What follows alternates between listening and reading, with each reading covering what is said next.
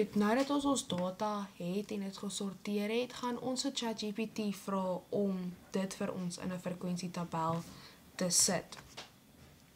Goed, ons begin eerstens deur vir ChatGPT te vra om vir ons 'n frekwensietabel te stel met die volgende data.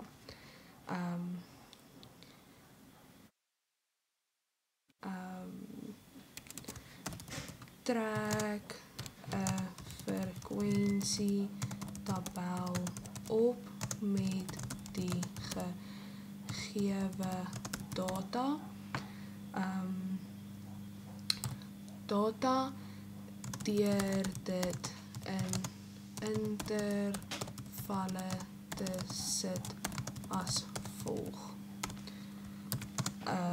0 tot 10, 11 tot 20, 21 tot 30, 31 tot 40 en 41 tot 50.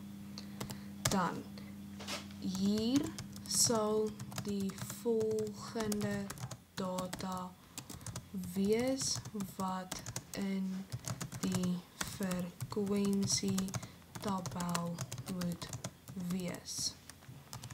Dit is dan as volg: 6, 16, 20,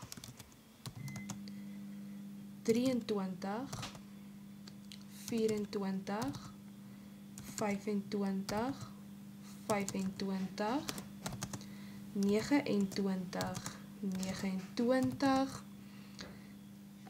30, 30, 30, 30, 31, 33, 33, 35, 35, 38, 38, 39, 40, 41, 41, 45, 46, 46, 47,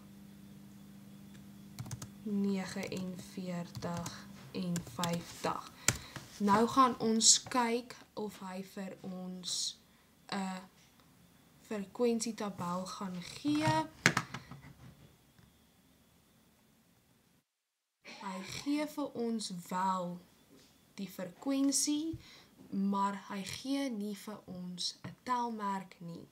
Ek sal sê dit sal beter wees dat jy self jou frekwensietabelle sal trek en nie sal staatmaak op ChatGPT nie, en daarom sal dit net gepas wees sodat jy weet daar is telmerkers ook wat punte kan tel.